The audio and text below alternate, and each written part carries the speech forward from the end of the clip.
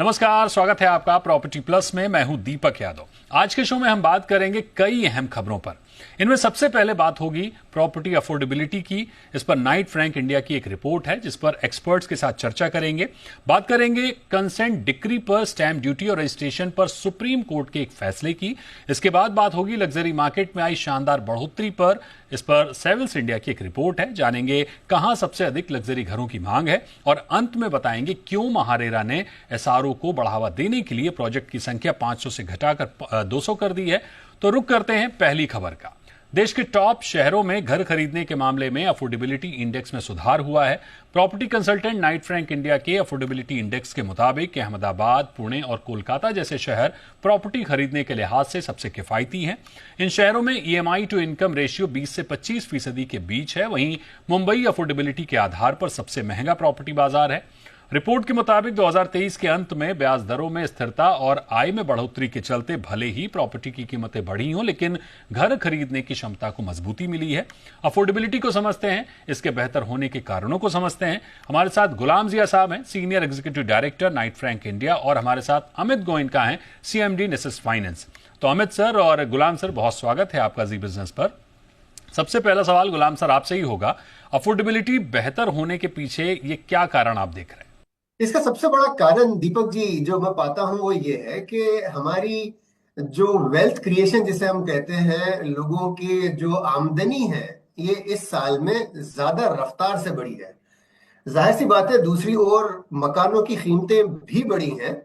और चूंकि हम आपने जो शुरू में बताया, होम लोन की दरों में भी काफी बढ़ोतरी हुई है, तो उस कारण मकान खरीदने के जो एक्सपेंसेस है वो तो जाहिर सी बात है जरूर बढ़े हैं, लेकिन उसके सामने जो आमदनी में जो बढ़ोतरी हुई है वो कई ज्यादा है। तो आप यूं समझ लें कि आमदनी में बढ़ने की रफ्तार मकान खरीदने के वैल्यू के बढ़ने की रफ्तार से ज्यादा तेज है। इसलिए अफोर्डेबिलिटी इंप्रूव होती चली जा रही है। गुलाम सर, इसकी क्या मेथोडोलॉजी रहती है, कैसे कैलकुलेट करते हैं अफोर्डेबिलिटी को? अफोर्डेबिलिटी का जब हम कैलकुलेशन, ये रेशियोज जब आप देख रहे हो, इसमें एक तरफ तो हाउस होल्ड इनकम का सारा डेटा इकट्ठा किया जाता है कि इस शहर में रहने वालों के अलग अलग मकामात पर, अलग अलग माइक्रो मार्केट में क्या आमदनी किस हिसाब से बढ़ रही है, उनके सालाना आमदनी की दरें कितनी है, हाउस होल्ड इनकम जिसे हम कहते हैं, उसका सारा डेटा इकट्ठा किया जाता है। और उसके सामने दूसरी ओर मकानों की कीमतों में जो इजाफा, या अगर इफ एट ऑल कोई घटोती हो रही है तो वो किस रफ्तार से हो रही है, उसका डेटा इकट्ठा किया जाता है। और उसको ओवरलैप किया जाता है कि एक सर्टेन माइक्रो मार्केट में अगर लोगों की आमदनी फला फला परसेंटेज से बढ़ी है, उसके सामने उसी जगह पर, उसी शहर में, उसी मकामात पर एवरेज प्राइस राइज जो है, मान ले 5-6% ही हुआ है, लेकिन अगर सैलरी या ratio of income, wealth creation, देखिए वेल्थ क्रिएशन कई तरह से हो सकती है। खासतौर से पिछले चंद सालों में लोगों ने स्टॉक मार्केट्स में काफी आमदनी की है, सैलरी राइज वगैरह भी काफी अच्छे रहे हैं। तो ओवरऑल ये सारी चीजों को जब इकट्ठा करके देखते हो तो हाउस होल्ड इनकम सामने आती है, और उस हाउस होल्ड इनकम के बेसिस पर मकानों के बढ़ोतरी की जो दर है उसको हम सामने एनालाइज करते हैं। और उसके सामने फिर ये जो वेटेड एवरेज उस सारे शहर का है, उस शहर की वेटेड एवरेज को हम आपके सामने टेबुलर फॉर्म में ले आते हैं। अमित सर, आपके पास आएंगे। टॉप 7 सिटीज में ईएमआई टू इनकम रेशियो बीते 2010 से लगातार बेहतर हुआ है। छोटे शहरों में क्या स्थिति है, यानी टीयर 2 और टीयर 3 शहरों में भी ईएमआई टू इनकम यही है, स्थिति बिल्कुल यही है जैसे रिपोर्ट में बताया जा रहा है, या फिर वहां कुछ अलग तस्वीर दिख रही है? बहुत ठीक बात कही दीपक जी। अगर आपने जो नाइट फ्रैंक ने अफोर्डेबिलिटी इंडेक्स प्रेजेंट किया, अगर आप देखेंगे तो कोविड के बाद हालात जो हैं वो काफी रैपिडली सुधरे हैं। इनकम रेशियोज बढ़ी हैं और खैर प्राइस राइज भी हुआ है, मगर लोगों को घर खरीदने की उत्सुकता बढ़ी है। इसके लिए हमने जो सेल्स के आंकड़े देखे हैं वो एक हिस्टोरिक हाई पर रहे हैं। जहां तक अगर हम टीयर 2, टीयर 3 और टीयर 4 सिटीज की बात करें तो वहाँ का जो कंजम्पशन पैटर्न है वो अक्रॉस द बोर्ड काफी साफ है। अब सिर्फ घर में ही नहीं, वाइट गुड्स और बाकी अन्य गाड़ियां और बाकी अन्य चीजों में अगर आप देखेंगे तो एक आंकड़ा ऐसा भी आया है कि जितने 8 शहरों में बिकता है उससे कहीं ज्यादा मात्रा में चीजें जो हैं वो अब टीयर 2 से टीयर 4 सिटीज में बिक रही है। उनकी परचेजिंग कैपेसिटी काफी बढ़ चुकी है। काफी हद तक कमर्शियलाइजेशन भी हुआ है इन शहरों का। काफी हद तक वहां पे ऑफिसेज और कई सारे मॉडर्न इंफ्रास्ट्रक्चर पहुंचने के बाद अब ग्रेड ए एसेट की डेवलपमेंट की भी शुरुआत हुई है। डेफिनेटली स्टोरी बहुत रोबस्ट है। मेरे को लगता है शायद शहरों से ज्यादा वो ग्रोथ स्टोरी हमको टियर 2 से टियर 4 सिटीज में दिखती है। गुलाम सर, थोड़ा और बारीकी से समझें तो इसे सेगमेंट के आधार पर अगर देखने की कोशिश करें तो अक्रॉस द सेगमेंट यही स्थिति है या फिर तस्वीर कुछ अलग है? नहीं, देखिए, जहां तक सेगमेंटेशन का सवाल है, अगर हम इसके रियल एस्टेट के, खासतौर से चूंकि हम मकान अफोर्डेबिलिटी की बात कर रहे हैं, तो अगर हम अलग अलग सेगमेंट्स पर गौर करें तो हम पाते हैं कि जो अफोर्डेबिलिटी अपर सेगमेंट में ज्यादा इंप्रूव हुई है। रियल एस्टेट की ओवरऑल बात करें तो बड़ा कारण ये है कि डेवलपर्स ने अफोर्डेबल मकान बनाने काफी कम किए हैं, क्योंकि इन्हें ज्यादा प्रॉफिट जो है मिड टू अपर एंड में दिख रहा है। मिड एंड से लेके लग्जरी, सुपर लग्जरी में ज्यादा प्रॉफिट होने के कारण डेवलपर्स वहां ज्यादा माल बना रहे हैं। लेकिन दूसरी ओर ये भी एक हकीकत है कि होम लोन इंटरेस्ट की जो दरें हैं, उनके बढ़ने का सबसे ज्यादा इम्पैक्ट लोएस्ट सेगमेंट में फील हुआ है, और इस कारण से उनकी क्षमता, मकान खरीदने की जो कैपेसिटीज है, वो काफी अफेक्ट हुई है, मुतासिर हुई है, जिसके कारण अफोर्डेबिलिटी इंडेक्स काफी वाज़े तौर पर इशारा कर रही है कि अपर एंड पे इसका ज्यादा फायदा है लोअर एंड के बनस्बत। अमित जी, फ्यूचर में क्या स्थिति बनती दिख रही है? क्योंकि प्रॉपर्टी प्राइस बढ़े हैं, ब्याज दरें स्थिर हैं, उसके बाद भी अफोर्डेबिलिटी में सुधार हुआ है, आगे डिमांड बनी हुई है, खासकर लग्जरी में ब्याज दरों में कमी के संकेत हैं, हालांकि ना भी कम हो तो स्थिर रहने के आसार ज्यादा हैं। क्या रीजन है जो अफोर्डेबिलिटी को सपोर्ट या हिट करते हुए देख सकते हैं? दो तीन कारण है दीपक जी। एक तो एक स्टैग्नेशन आता हुआ दिख रहा है डिमांड में मुझे, कई सारी शहरों में, हमारे गाँव कई जगह जहाँ निवेश भी है।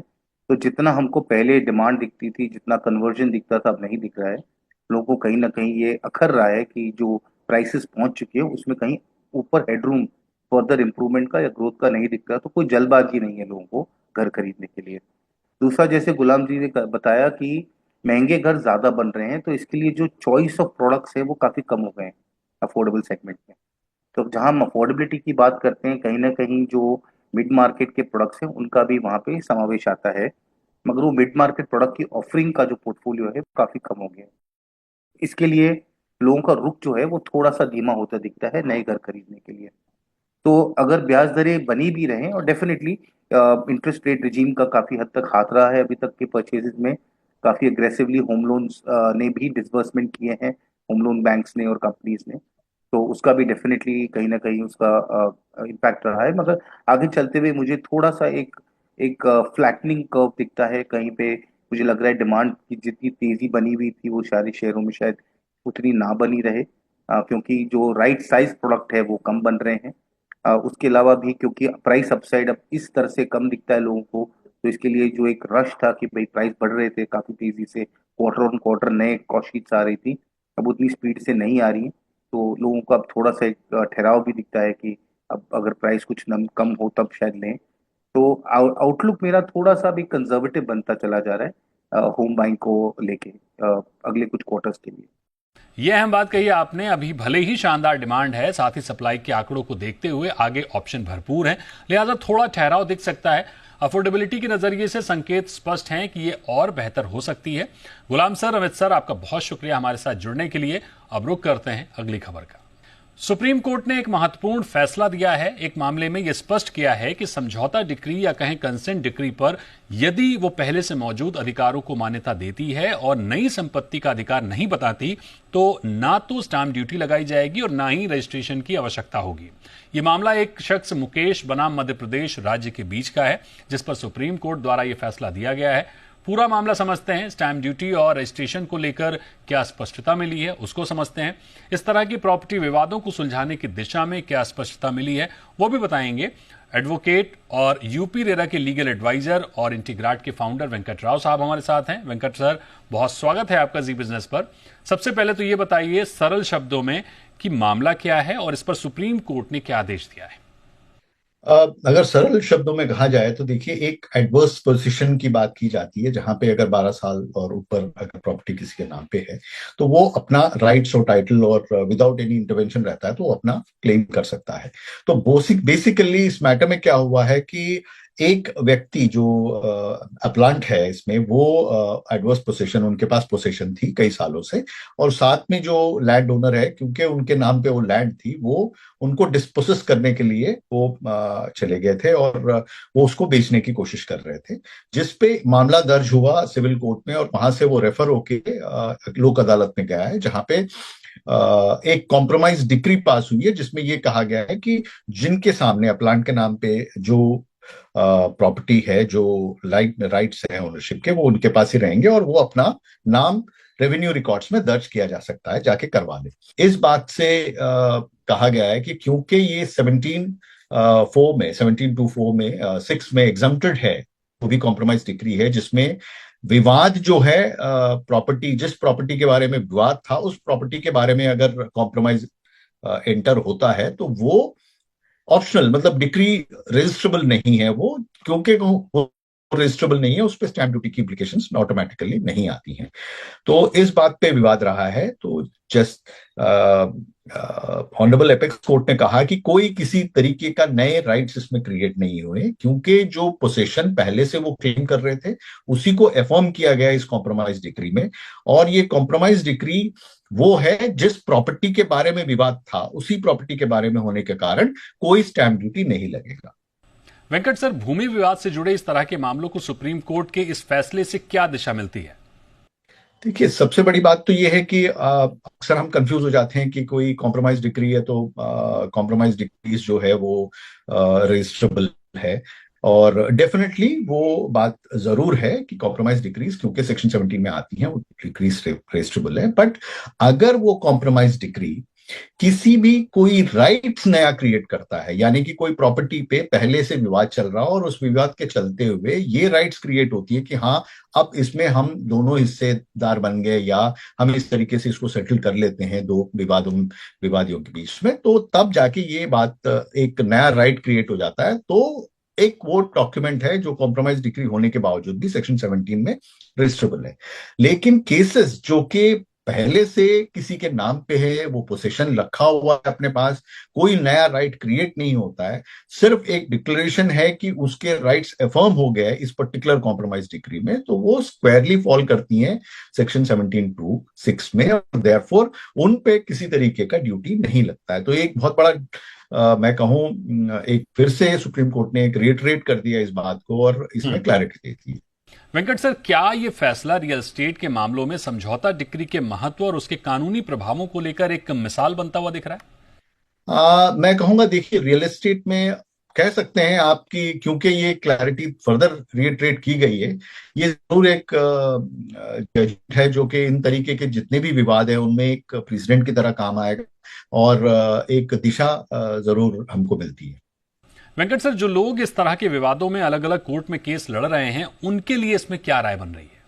देखिए, डेफिनेटली अगर 3 चीजें उन्होंने अपने जजमेंट में अपेक्स कोर्ट में क्लियर भी कर दिया है कि अगर वो कॉम्प्रोमाइज डिक्री सूट प्रॉपर्टी को लेकर है और वो सूट प्रॉपर्टी कोई नए राइट्स को नहीं क्रिएट करता, और वो कॉम्प्रोमाइज कंप्लीटली फिर से कॉम्प्रोमाइज चैलेंज होना मुश्किल है, बट कॉम्प्रोमाइज के जरिए जिस तरीके से कॉम्प्रोमाइज उन्होंने डिसाइड किया, उसी जरिए से अगर दोनों पार्टीज एक्ट करते हैं और कॉम्प्रोमाइज हो जाता है, फिर उस पर्टिकुलर डॉक्यूमेंट की रजिस्ट्रेशन की आवश्यकता नहीं है और ड्यूटी लगना नहीं चाहिए और म्यूटेशन अपने आप में चढ़ना चाहिए। और एक अहम बात दोबारा रिइटरेट किया गया है इस जजमेंट में कि मियर रेवेन्यू रिकॉर्ड्स में एंट्री जो है वो टाइटल नहीं प्रूव करता है, टाइटल बाकी वेरियस फैक्टर्स पे प्रूव होती है, including conveyance deeds and these kind of compromise deeds. बिल्कुल, यानी सुप्रीम कोर्ट के इस फैसले के बाद कंसेंट डिक्री पर स्टाम्प ड्यूटी और रजिस्ट्रेशन को लेकर अब कोई कंफ्यूजन नहीं है। बहुत ही सरल तरीके से वेंकट राव साहब ने जिस तरह से समझाया, तो बहुत शुक्रिया करेंगे वेंकट सर हमारे साथ जुड़ने के लिए। यहां वक्त है एक बहुत ही छोटे से ब्रेक का। ब्रेक के बाद लौटेंगे और बात करेंगे लग्जरी हाउसिंग में आए उछाल पर सेविल्स इंडिया की एक रिपोर्ट की।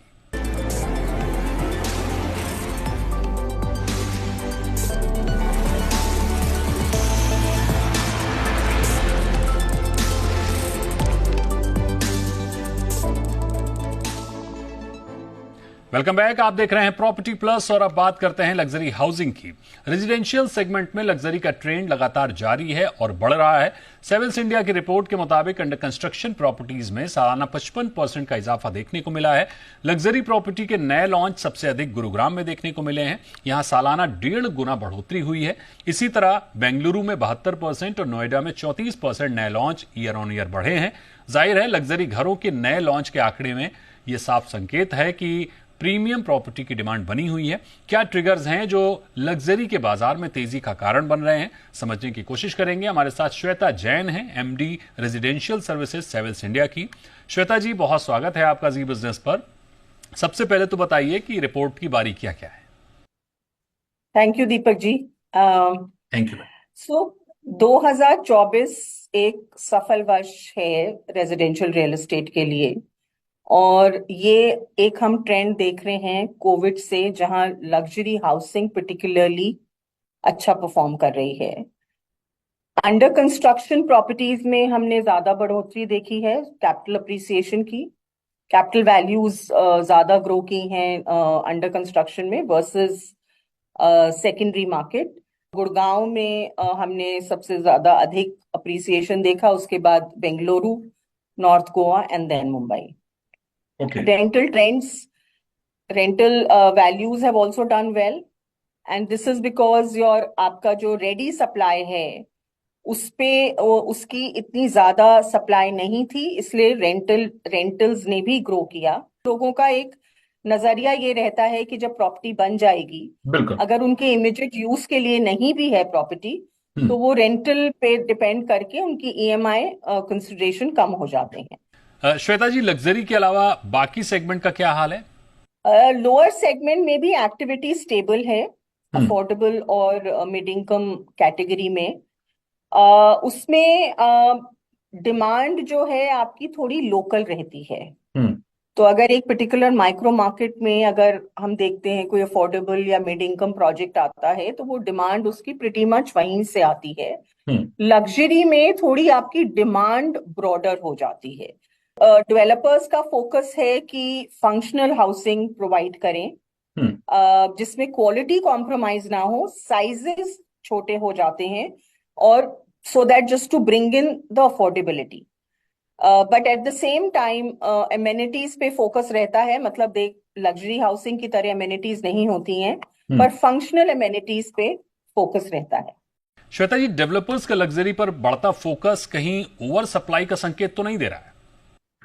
दीपक जी, अभी तो नहीं है ओवर सप्लाई का संकेत, पर मेरा मानना ये है कि आने वाले टाइम में डेवलपर्स को डिमांड एस्टिमेट्स करने पड़ेंगे। आने वाले समय में डेवलपर्स को कुछ स्पेसिफिक माइक्रो मार्केट्स में ध्यान देना पड़ेगा कि किस प्राइस पे वो सप्लाई लेके आ रहे हैं, और साइजेस पे भी ध्यान देना पड़ेगा, क्योंकि जो एक टिकट साइज है आपका, वो एक अफोर्डेबल रेंज में होना जरूरी है। तो चाहे हम जैसे बात कर रहे हैं कि भाई इकोनॉमी अच्छी है, डिस्पोजेबल इनकम है, पर फिर भी इस चीज को नजरअंदाज नहीं कर सकते कि एक अफोर्डेबिलिटी का क्राइटेरिया है, और उस पे उन डेवलपर्स को एस्टिमेट्स अपने करने पड़ेंगे। ओके, फिलहाल लग्जरी घरों का ट्रेंड बना हुआ है। गुरुग्राम लग्जरी प्रॉपर्टी के लिए अलग ही नजीरें पेश कर रहा है। हालांकि जैसा ब्रेक से पहले हमने बात की थी कि जिस रफ्तार से लग्जरी की सप्लाई आ रही है, उससे घर खरीदारों के लिए भरपूर ऑप्शन नजर आएंगे, जो आने वाले समय में थोड़ा ठहराव ला सकते हैं। तो बहुत शुक्रिया करेंगे श्वेता जी आपका हमारे साथ जुड़ने के लिए। रुक करते हैं अगली खबर का। अगर आप महाराष्ट्र में घर खरीदने जा रहे हैं तो यह जरूर ध्यान दें कि वो डेवलपर महारेरा द्वारा अप्रूव्ड किसी न किसी एसआरओ का सदस्य जरूर हो। दरअसल महारेरा ने मुंबई मेट्रोपॉलिटन रीजन यानी एमएमआर के बाहर के क्षेत्रों में डेवलपर्स के लिए सेल्फ रेगुलेटरी ऑर्गेनाइजेशन एसआरओ की मान्यता के लिए न्यूनतम प्रोजेक्ट की संख्या 500 से घटाकर 200 करने का निर्णय लिया है। ऐसा कहा जा रहा है कि इस कदम से रेरा रियल्टी सेक्टर को और बेहतर ढंग से रेगुलेट कर सकेगा। तो एसआरओ कैसे काम करते हैं, अप्रूवल के लिए प्रोजेक्ट की कम की गई संख्या से क्या फायदा होगा, इन बातों को समझते हैं। हमारे साथ मित्तल मुनोत हैं, लीगल एक्सपर्ट हैं इस मामले को समझाने के लिए। मित्तल, बहुत स्वागत है आपका जी बिजनेस पर। सबसे पहले तो ये बताइए कि एसआरओ प्रोजेक्ट की संख्या 500 से 200 करने के पीछे की खास वजह क्या है? एसआरओ किस तरह से काम करता है? सबसे पहले तो अपन ये जानते हैं कि एसआरओ क्या है। तो बेसिकली एसआरओ एक सेल्फ रेगुलेटरी ऑर्गेनाइजेशन है, जो कि एक कड़ी है रेरा और डेवलपर्स के बीच में।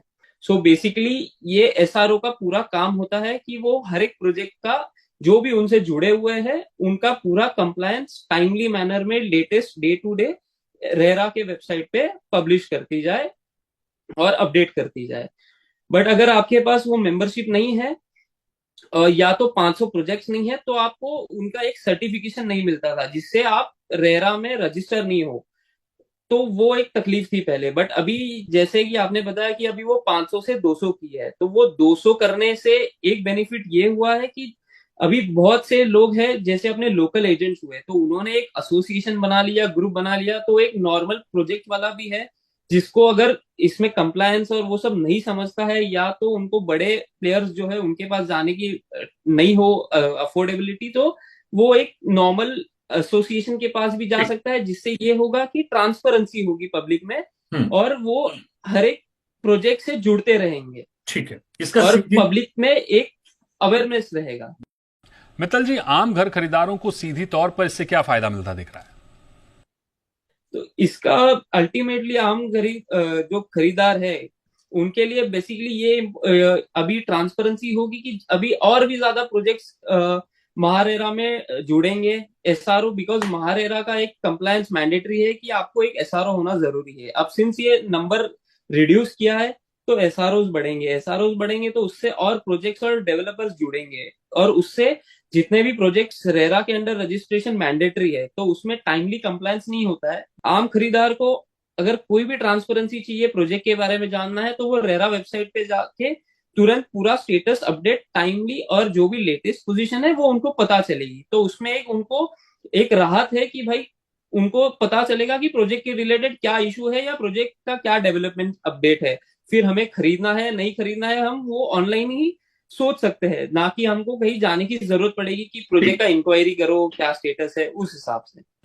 मोटे तौर पर रेरा का प्रयास यह है कि इन 7 एसआरओ के अलावा और भी एसआरओस को मान्यता मिले, डेवलपर्स के लिए कंप्लायंस आसान हो, पारदर्शिता बढ़े, क्योंकि रेरा में प्रोजेक्ट अप्रूवल के लिए डेवलपर्स का एसआरओ का सदस्य होना अनिवार्य है। लिहाजा आप घर खरीदने जा रहे हैं तो एक बार जरूर चेक कर लें कि आपका डेवलपर किसी एसआरओ का हिस्सा है कि नहीं। तो बहुत शुक्रिया करेंगे आपका मित्तल जी हमारे साथ जुड़ने के लिए। आज प्रॉपर्टी प्लस में इतना ही। वक्त है एक ब्रेक का। बाकी बिजनेस जगत से जुड़ी हर अपडेट के लिए आप बने रहिए जी बिजनेस के साथ। नमस्कार।